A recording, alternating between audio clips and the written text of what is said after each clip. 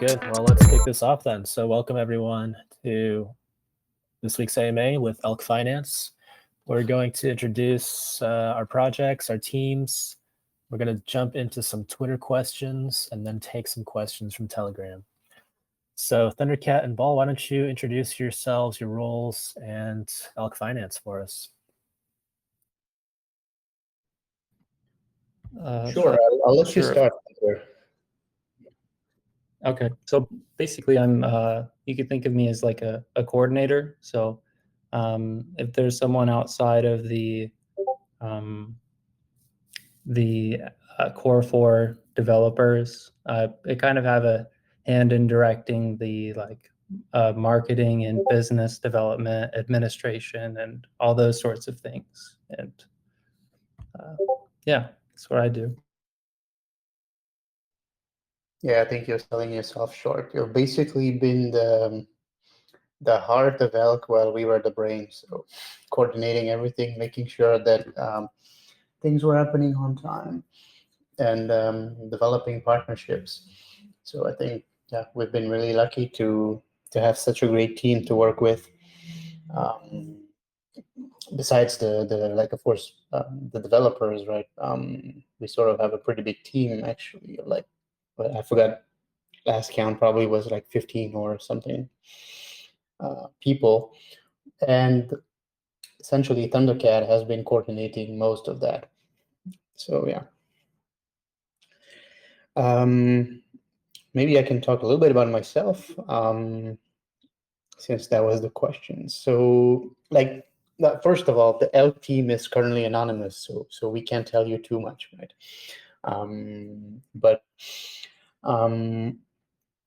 So I'm a developer. I'm a geek, right? So I'm a distributed systems guy, and been in blockchain for a while, like over 10 years now, I guess. And we created Elk Finance. I think the origin story really dates back quite a lot, like 3-4 years. But we did not actually launch until March of this year.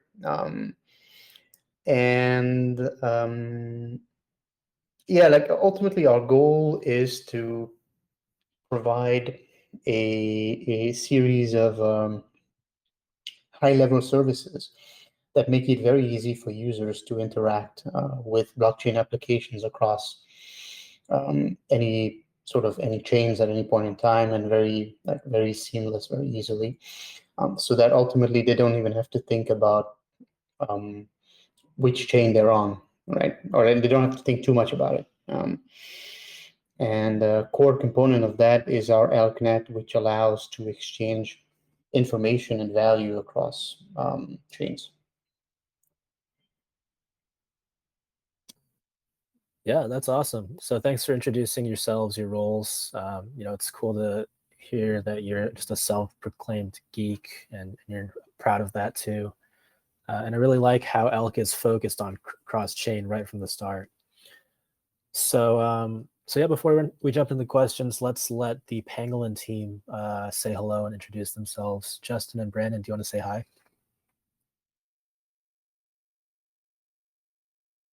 Yeah, hey guys, just gonna find my own mute button here. I'm Brandon, lead developer for Pangolin. Kind of got my hands in a couple of different pots right now, so I apologize. I'm trying to get to the bottom of why our Zappa pool is showing 32,000% APRs. It's up there. It's not that high. I'm just trying to make sure that's displaying as accurate as it can be. Just bear with us. My name's Justin, or Harry Feldman online. So I'm the PM at Pangolin. So really, I'm just like, I do whatever's required. So often that, basically just making sure that, things kind of tick over and that the team is aligned. So yeah, that's me. Cool. Thanks for the intros. And my name's Leo. I work at Pangolin as the community manager. So I'll do the marketing, partnerships, communications, things like that. And I also host the AMAs. So we're really glad to have Elk Finance. I really like Elk because they're just so friendly and collaborative in the community. They're always reaching out to projects just to chat or to see if there's collaboration opportunities. It's a really good culture to have on Avalanche. So really glad to have Elk here. Okay, let's jump into some Twitter questions then. So thanks to everybody who asked questions. We have picked 3 of them that we want to answer. And the first one is for Elk. It's asking, well, first of all, it's saying, I'm impressed by your slogan, any chain, anytime, anywhere. Can you tell me what motivated you to create Elk Finance? What is the story behind the slogan, and why did you name your project Elk Finance? Can someone on the Elk team tell the audience? I can try to answer that relatively. I can give you a very long answer. I'll try to keep it short. So like our origin story, I guess, dates back like 4 years at least. That was sort of like an idea that's been going on in my head for like quite some time. And that was back in the first, well, not really the first, like the previous bull run, right? Like 2017, 2018, right? And it was sort of like becoming clear, at least to various people in the crypto community, that there would be some serious scalability problems, right? First, that would be for Bitcoin, right? I mean, that's sort of like been a very long running issue. And then for Ethereum, of course, that did not happen, and it like barely happened in the first. Sorry, I always say first. I mean previous bull run, but it has definitely happened this like in the past 6 months, right? Where we've seen gas fees totally skyrocket on Ethereum. And so at the time, and remember that was like 4 years ago, right? I thought that there was essentially 2 ways that that this could sort of like evolve into, right? One would be that ultimately people will realize that just crypto is just not good, right? It's and it would remain this sort of like settlement layer that is only used for big transactions, and that's it, right? And that's sort of like the very, very pessimistic view. The other view, which is essentially what happened, is that many smart people would essentially come up with solutions to scale. So whether that would be through L2, through side chains, or through essentially coming up with new blockchains to for example, like Avalanche, right, or similar, that would essentially be like a next generation that would be faster and that would scale better, right? And the problem with that scenario is that there would be serious fragmentation, because you'd start having multiple chains, and now we have, I don't know, like hundreds of EVM compatible chains, thousands of blockchains, if not more. And it's very difficult to actually navigate this, right, as a user. I mean, of course, if you're kind of just sticking to one exchange and you're trading, it's okay, right? Because as long as your exchange supports everything you want to do, you're fine. But this is not really the DeFi way, and this is not really how things should and then have evolved, right? And so at that time, we sort of like, I mean, me and various researchers that I talked to in crypto were really talking about how this would kind of come together, because it's sort of pretty clear that there will not be one winner, right? In the blockchain game, at least, we haven't seen one that has even a chance of being the winner. There would always be multiple blockchains, but at the same time, there would probably not be millions of them, right? But with respect to the users, even having 10 or 20 is a problem. And we sort of felt that there was a solution that was needed for that. And we didn't quite know what the solution would be.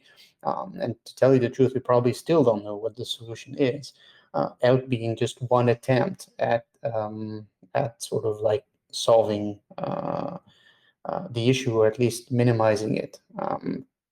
So that's more or less how Elk came about.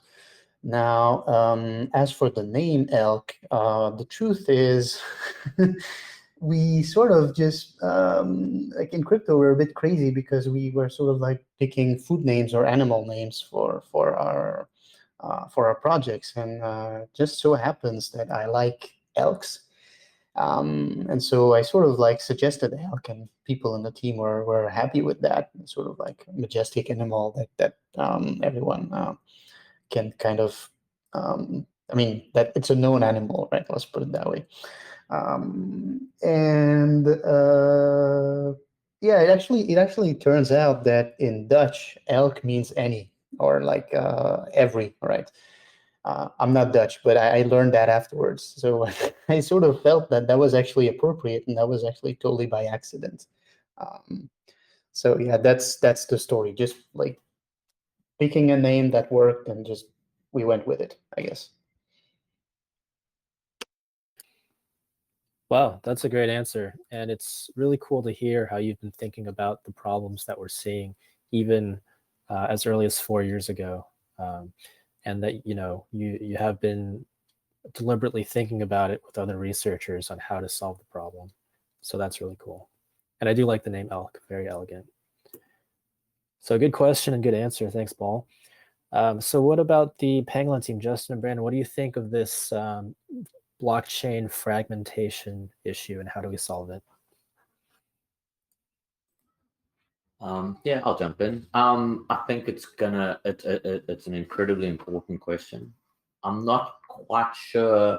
I think there's different ways to solve it. The nature of decentralization makes these types of things, if not inevitable, it makes them quite probabilistic or likely.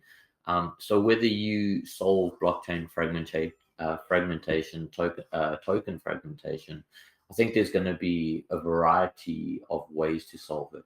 And the market's going to decide which is the best. So ultimately, users will migrate to the solution, I think, that solves it the most elegant. Well, not even necessarily the most elegantly, but the market will determine which solution wins, I believe. Yeah, that's a very good way to put it. Okay, cool. That was a good question. Let's take another question from Twitter then. So this second question is talking about cross-chain transfers. And the question asks, what's the difference between the cross-chain transfers on the basic mainnet and the ones on the full mainnet when it launches? From what I've understood, the Elk token would live on the mainnet and won't be just an asset that is locked on one side and unlocked on the other. Okay, cool. So this is a good question that talks about the Elk token and the cross-chain bridges that Elk is building. Can you tell us a bit about this, Ball or Thundercat? Yeah, I can take that one. So fundamentally, there is absolutely no difference between the current way, which is sort of like our basic ElkNet, and the full ElkNet with respect to cross-chain transfers, right? Just to kind of summarize it very quickly. So if you have, let's say, a token, let's say token X on chain A, right? And you want token Y on chain B, the way that we solve it, the way that we make it possible for you to sort of like swap X for Y using the ElkNet is by essentially pairing Elk with X on chain A and pairing Elk with Y on chain B, right? And then what happens is you essentially on chain A, you will swap your token X for Elk. We will then move the Elk. So this is all transparent, right? We'll move the Elk from the chain A to chain B. And on chain B, we'll essentially swap the Elk for Y. So you'll end up with Y on chain B, right? That's more or less the way it works. Now, the ElkNet essentially provides this transfer between two chains. So it provides for this ability to move Elk from A to B, right? In the basic mainnet and in the full ElkNet, this will work exactly the same way. There's a few differences between the two. Is that the basic, like the basic version that we have right now, is not yet very decentralized, right? So it's running on a few nodes that we control, and the goal is ultimately for that simple basic ElkNet to be decentralized, right, before we even get to the full ElkNet. But the full ElkNet will be much more decentralized, for sure. Now, the difference between the two is more in the capabilities that it provides, right? So right now, our ElkNet provides for one simple function, like it's literally all it does. It lets you move elk from A to B. The goal of ElkNet, and it's sort of like, it's not going to be let's say, it's not going to be a switch, like a brutal switch from one to the other. It's actually going to be a pretty incremental switch, like by adding features onto other features until we essentially end up with the full ElkNet. And the full ElkNet will support a lot more things. For example, it'll support essentially cross-chain data exchange, right? So it's no longer just about moving value across chains. It's actually about communicating across chains. And various ways that this can be used, for example, would be with our loaning, our cross-chain loans that we want to support, and that's probably coming in like a few months, right? Where you'd be able to essentially request a loan on a different chain. Another way that we want this to be used, and like there's many ways, right? I'm just giving you a few, is through proxy tokens. And these are like tokens which are native to a chain, but that essentially are proxied through the ElkNet into a different chain. And that has a few uses. For example, it can be used for stable coin transfers with literally zero price impact. But it can also be used potentially for other applications such as governance and others, because the tokens on the target chain are they remain linked to the tokens on the native chain, right? And so you can actually call functions across chains through that proxy token. I mean, you can't do everything that you could do potentially with that token, but you can, like some things are supported, right? And then there's like a few other use cases, such as multi-chain index tokens, or stable coins that are essentially native to ELK. As well as potentially privacy coins. So these are like all sorts of applications that we're working on that would leverage this cross-chain functionality, but that currently would not work, right? But that by the time they release the ElkNet, the full ElkNet will come with essentially with an SDK for developers to either kind of deploy their own, which are just like, other proxy tokens or whatever, or to actually come up with their own applications for cross-chain. And that's the main difference, right, between the two. It's not about the it's not about the way that we do cross-chain transfers. It's about the other applications, really. Wow, that sounds really awesome, and it was a good question too. So I really like that the paradigm that Elk thinks with is just cross-chain. Like, how do we do things on multiple chains to make it more efficient? I think it's really cool that you're building an entire solution for that can support a lot of use cases. And so what about, let's get some thoughts from Justin and Brandon about how Elk is tackling the cross-chain problem. What do you guys think? Look, there's a lot going on there. So I think most users just want to have their tokens that they care about in the place they care about. So if you can take all of those different chains and the mechanisms and the security and the risks that go along with interacting between those and abstract that away, that's a hugely useful product.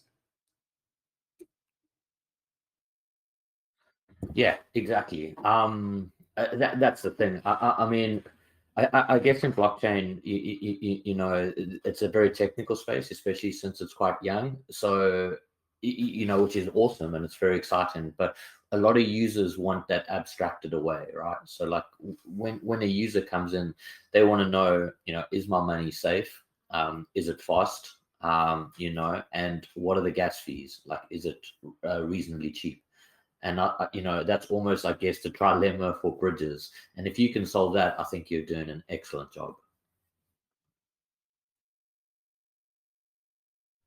Awesome. Appreciate your thoughts on that. And thanks for the explanation, Ball. That was really insightful. Cool. So for a time check, we're about 20 minutes in. We're going for 45 minutes today. Now let's take our third question from Twitter. So this is a good question about security. And they're asking, security is always top priority for a user. Can you tell us about your platform security? Have you done any audits? And how do we know our funds are safe? Can you tell us a bit about that, Ball? Sure. So actually, I'm pleased to report that we have audited the main contracts on all the 4 chains that we support. So that's been done. I think it's done since last week, and so you can actually check out the probably someone can just post that on the chat or whatever. Like if you want to check out the audit.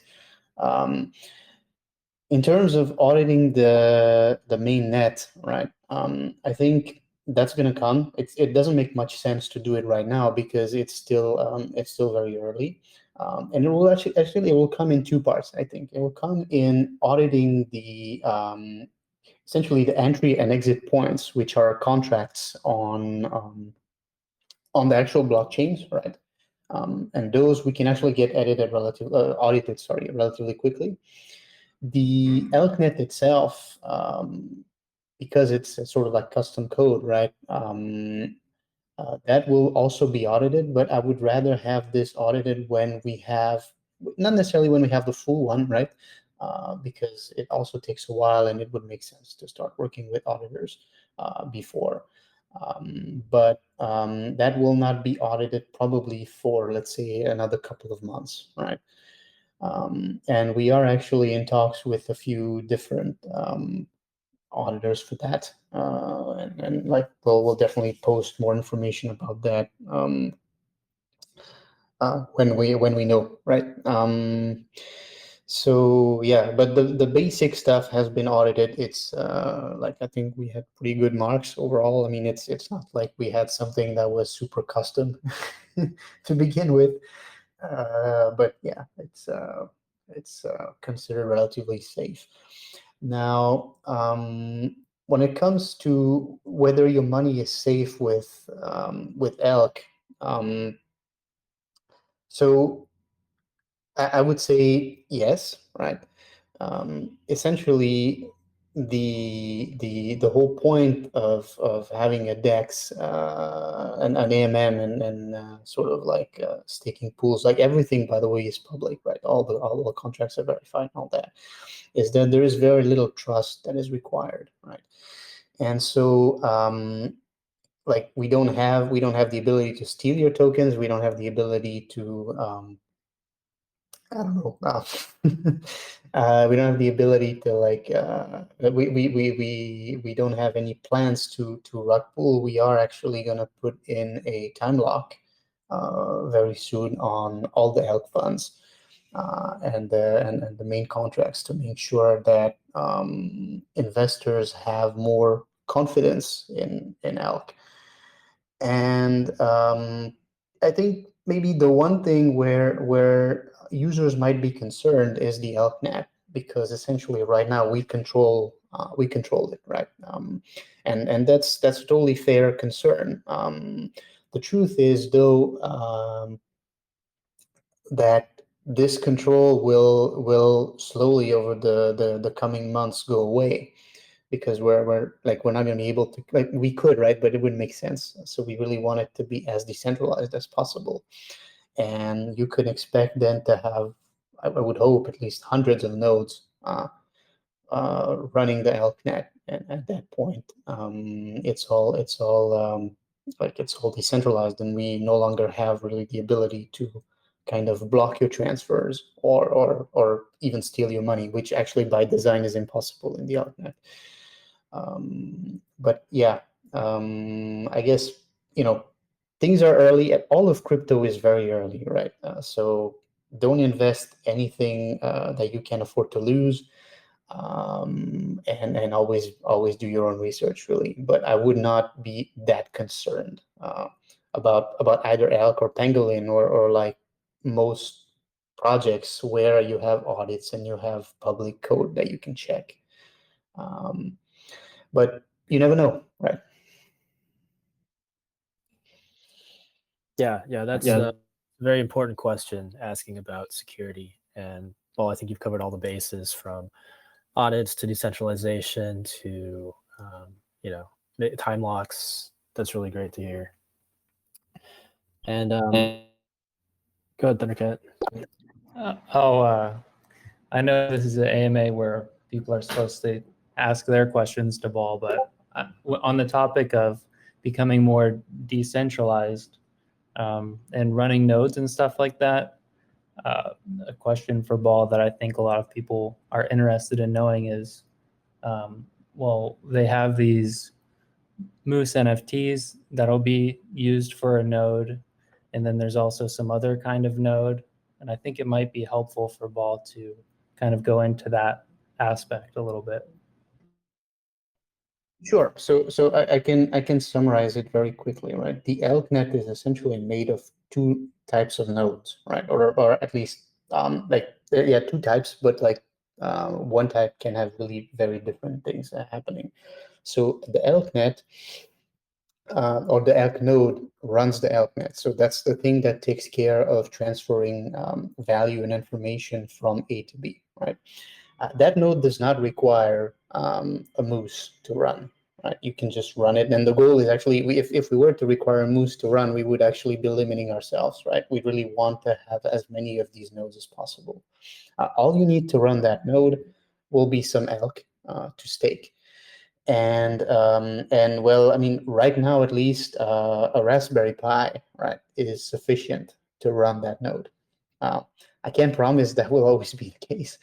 But for now, it doesn't really need very, very powerful, let's say, computing resources, right? So like you can probably just rent a cheap cloud server at whatever provider you want. If you want to run an Elk node, which of course you don't have to, you can, right? And you're done, right? It's not using very significant resources. Now, the second type of node, this is the one that requires the Moose. This is what we call paranodes. Like it's a placeholder term, right? I mean, don't kill me on the name or anything. So the goal of these nodes is essentially to perform actions on specific chains. So these are not really running the ElkNet. They sort of connect into the ElkNet and take action on the different chains, right?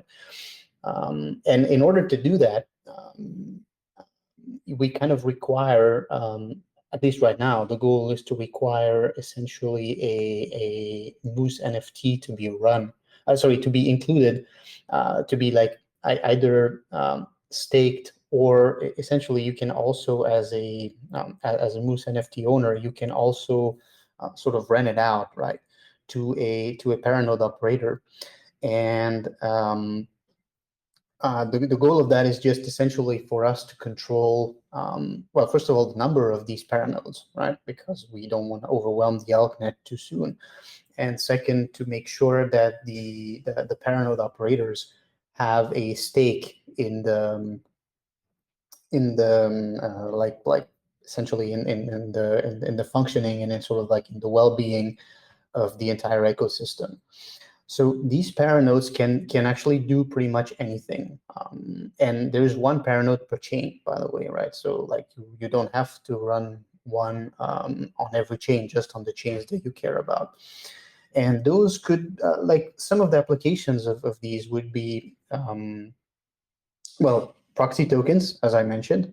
Others would be essentially smart routing. So you could essentially use a paranode to kind of offload some orders, or like to support some limit orders into DEXs, right? Into existing AMMs.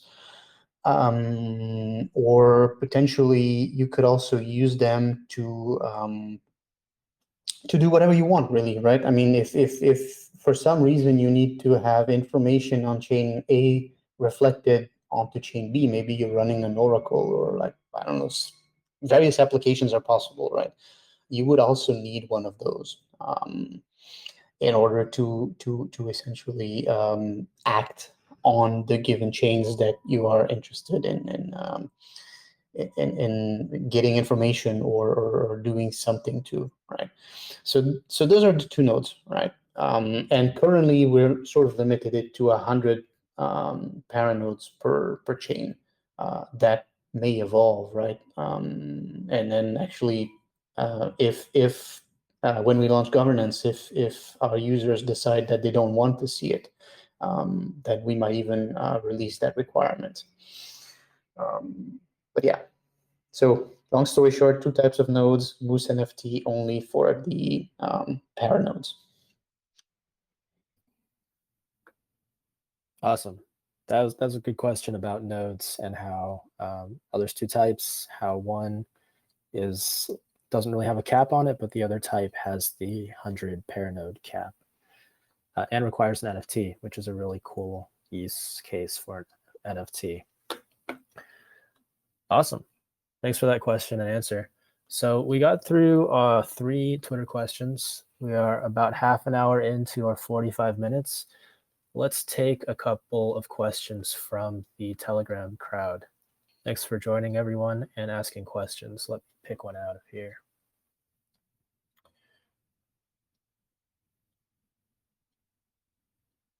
Okay. So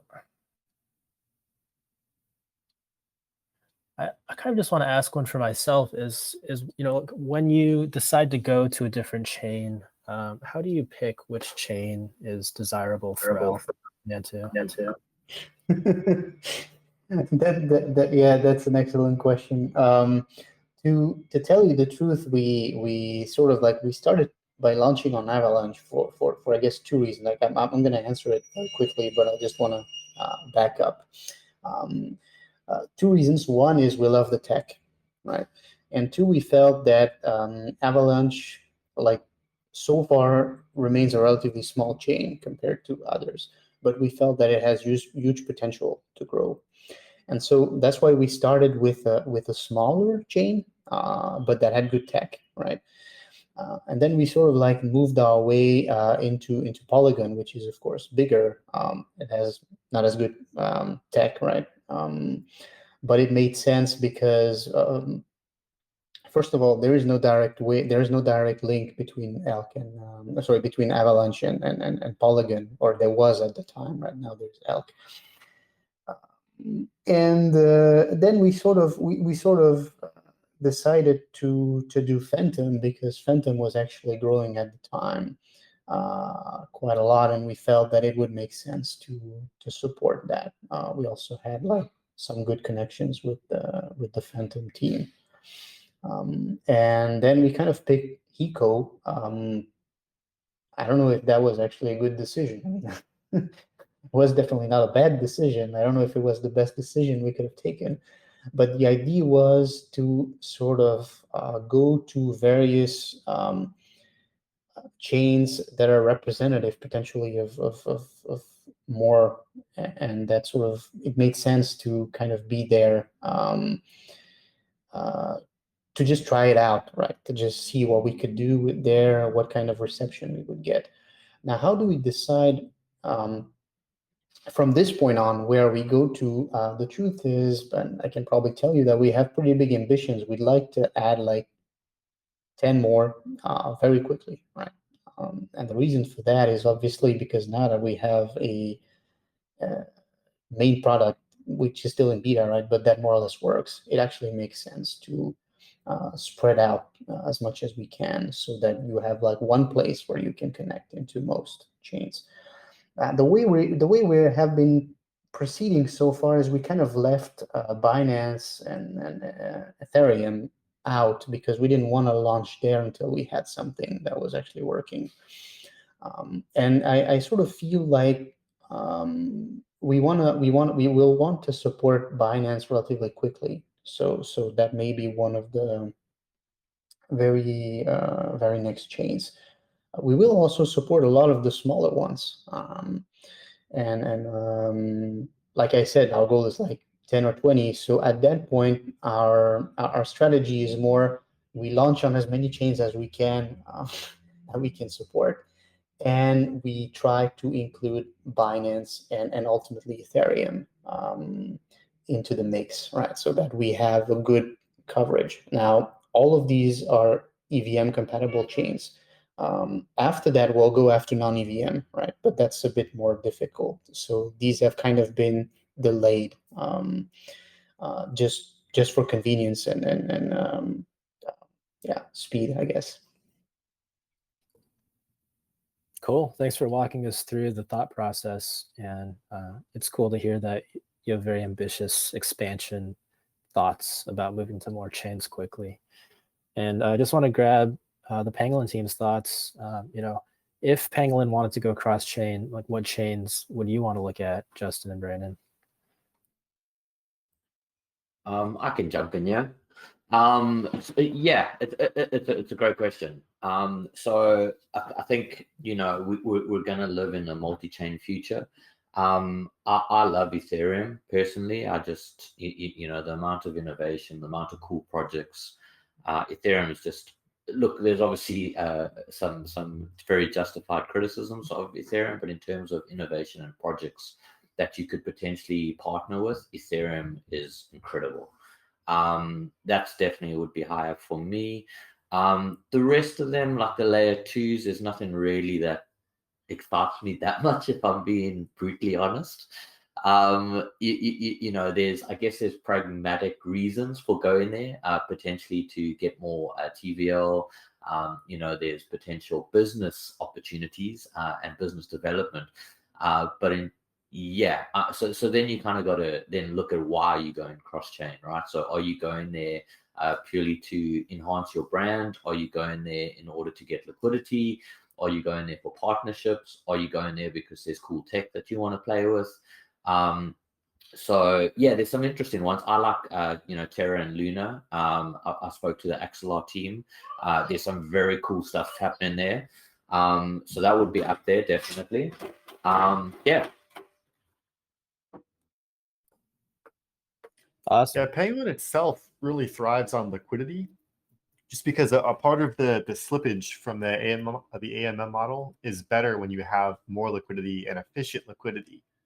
So I think if we were to go cross-chain, one of the biggest benefits to snag from that is aggregating or pooling liquidity from multiple sources outside of just one chain, which for anyone interacting on any of those chains with Pangolin would have more efficient swaps like that. So I get people that come to me and they're using some variant or L2 on top of Ethereum, and I'll tell them about Avalanche, like, oh cool, it's fast and cheap as well. I'm like, yeah, but it's an L1.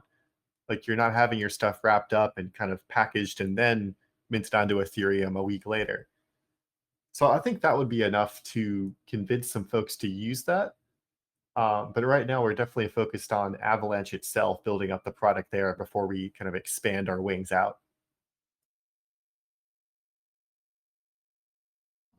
Awesome. Yeah, that's great insight into different chains and also Penguin's own philosophy about cross-chain expansion.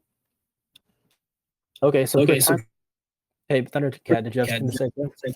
Yeah, just kind of like a food for thought scenario when it comes to And sorry if my dog's crying in the background. I treat him well, I promise. But basically, the ElkNet itself works regardless where the liquidity is. So if Pangolin were to have the most liquidity for Elk AVAX pairing, and they used a DEX aggregator or like the one that YieldYak has, or they waited a little bit for Elk to aggregate on its own, just under the hood. Basically, Pangolin would inherit like all the transaction fees of people entering into Avalanche. So without causing too much fragmentation, right? It just like in 7 seconds, all the chains that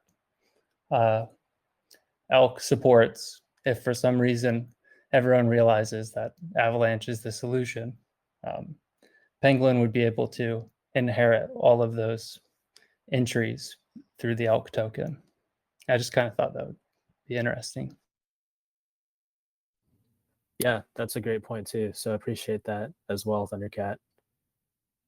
Cool. So we've got a few minutes left. I saw one question from Colin that I think is pretty important about the new Avalanche AB bridge coming. So the question is, the old AEB bridge had a lot of problems. It was only for Ethereum. But the new AB bridge is supposed to be cheaper, faster, and multi-chain.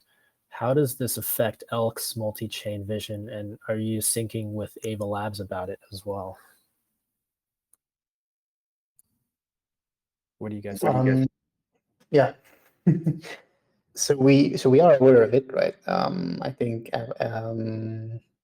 yeah, Thundercat may be able to tell you more about it, but like we have not had direct contact with the Ava Labs team regarding that bridge. However, we sort of like had indirect contact, right? Now the like I think it's great, right? And ultimately, Elk's goal is not to replace bridges so much as complement them, right? Moving value is just one use case of the ElkNet, right? And I mean, right now it's because we're early. It seems to be the only the only use case, or like the only worthwhile use case. I sort of feel that that's gonna change very quickly. I could be wrong, right? But that's my sense. Now, with respect to ElkNet versus bridges, there's lots of differences, right? And ultimately, it's sort of like it's up to the user, right, to decide what they want. Now, in a world where every chain had something like the AB, and that's definitely not happening, right? At least for now. There might be less of a use for the ElkNet, and that's totally fair, right? But I'm not so like again, I'm not so sure that ultimately, here's another way to put it. Elk is really an infrastructure project, right? You can think of it. It's much more like Chainlink potentially than I don't know, than like most DeFi projects, right? And ultimately, we're also very happy to complement or to actually support bridge-like operations on top of the ElkNet, and it might actually be that bridges in the future could be implemented on top of the ElkNet, for example, using proxy tokens. So yeah, I think it's a pretty open space, as I think that was Harris Heldon was saying, like the market will ultimately decide which solution it will be. I honestly don't believe there will only be one solution, and Elk is very happy to play along and to actually integrate with other solutions. We're not like, our goal is not to be controlling the pipes between chains, right? That doesn't make much sense and that's not very attractive. Like we ultimately we want to help crypto grow, and the best way to do that is to cooperate, not to sort of find competitors that are not actually real competitors, just for the sake of competing. Yeah, that's great to hear that ElkNet can, complement bridges and, also serve purposes that bridges themselves can't really serve sometimes. So good answer, Ball, and great question from Colin. So just as a time check, we're a couple minutes over. Just want to grab some last thoughts from the Pangolin team about the AB bridge as well, and then we can wrap up here. So Brandon and Justin, what are your thoughts about the incoming AB bridge? Yeah, there's been a lot of commotion around this. In fact, I'm seeing some, conversations on Telegram, some stuff out there, some Twitter threads, people who might be involved in some of this effort, and I'm hearing great things. So I'm definitely excited, both as a developer, as just as someone who holds some crypto, right? Something that's going to make Avalanche more accessible for most folks will do wonders for everybody on the network and all the projects developing here. I'm also excited, kind of as a dev and a geek, to see the architectural overview that comes from this bridge afterwards. From what I've heard, and kind of Avalabs has been putting out in the roadmap, this is supposed to be kind of a new approach to bridging that takes it from a different angle, that'll remove some of the risks, and perhaps even make this a decentralized approach to bridging. It kind of gets around some of the relayer issues that have been in some previous implementations. So if those are true, like, that's freaking great. I'd love to see that, and I'd love to pitch Avalanche with a little more ease, when we're in a point where user experience and transition is easier as well. Yeah, I think, great answer, Brandon. Like, if I put my kind of nerd hat on, like, I'm incredibly excited to do a technical deep dive. So I'm really looking forward to the engineering updates that they're going to release around the bridge. I think it's going to, bridges is such an interesting one at the moment, right? So I think CedarNet alluded to it earlier, where he mentioned in the chat about the Rune and Thorchain bridge being exploited. I think that's been exploited 3 times. So, there's a lot of risk involved in bridges. There's some incredibly interesting engineering design spaces and problems and complexity to solve. So I'm really interested to just really sit down and absorb the technology that they've used. I think it's obviously going to be very cool for bringing in new liquidity. There's some tokens on Ethereum that I'm dying to rather have on Avalanche, so I don't have to constantly switch chains. So from a user perspective, I'm really looking forward to that. We saw a peek preview. It looks very slick. So they've put a lot of thought and work into the design of it, which I'm really excited about. So yeah, it's cool. I think, like Paul said, there's going to be more than one bridge, and there's going to be bridges that are better in different avenues or for different use cases. I really like the idea of, like Marker and Yieldjack have what they call, their swap aggregation. So if you think about a swap aggregation, it gives you the best price for the user. I think a cool use case may be a bridge aggregator that gives you, the best security, the best price, and the best time. So there's some interesting, I think, use cases that may come about in this multi-bridge, multi-chain ecosystem. And I'm just really looking forward to it, because I think there's some, I think it's going to be very interesting times to see how it all develops.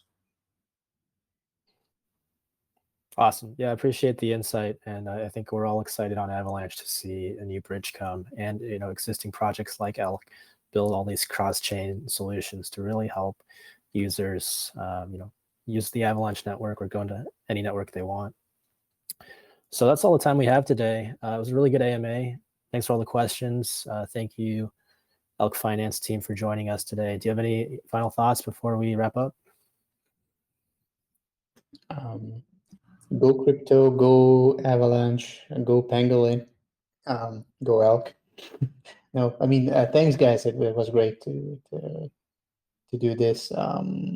Really happy we got to touch on some interesting topics and great conversations, great questions. Yeah, thank you. And Justin and Brandon, any final thoughts, or Thundercat? Not so much a final thought, but something that Elk will be doing for PNG for like kind of showing our gratitude for hosting this AMA, and also for the people that sit through these and really are interested in the project, because I know at times it can kind of get a little complex, or maybe not exactly the most interesting thing that you're focused on. But I personally appreciate you guys coming along and participating. And so with that being said, there's two kind of cool things in the Pangolin AMA chat. There's a link to our Discord, and if you go to the PNG AMA raffle section, there'll just be a raffle, and some of you guys are familiar with it. You just click an emoji. It'll be really straightforward. When the timer runs out, one winner will get $75 worth of Elk and $75 worth of PNG. And to kind of take it a little bit of a step further, our current emissions for PNG Elk on our decks is, I think, like around 20 elk per day, but it'll be doubled for the rest of the cycle to 42. And so if you guys want to pick up some sweet APRs, feel free.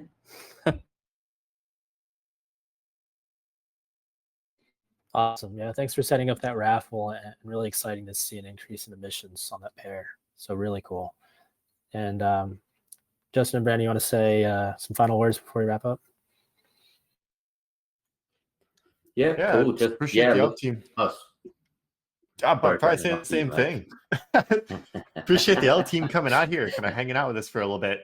I see a couple of familiar names in the chat from the Pangolin team and some other projects. And I assume there's a few that are kind of more native to Elk. So this is your first exposure to Pangolin or the team. We do these things pretty much every Wednesday. And Leo goes out and finds a different project generally to come join us and hang out and answer questions. So if you heard something you like, we'll be here again next week. If you heard something you didn't like, go yell at Leo. No, so if you find something you didn't like, we'll be out in Discord and Telegram. You come ask us, and we're generally pretty available out there to kind of foster feedback and what's going on. Yeah, exactly. Just, I mean, it's always great to see builders on Avalanche, and I think it's always cool, and it's very rewarding to see people building new and innovative products. So, yeah, thanks to the community for always supporting those builders, and yeah, always a pleasure. All right, well, that's a wrap then. Thanks for joining, everyone. Have a great day.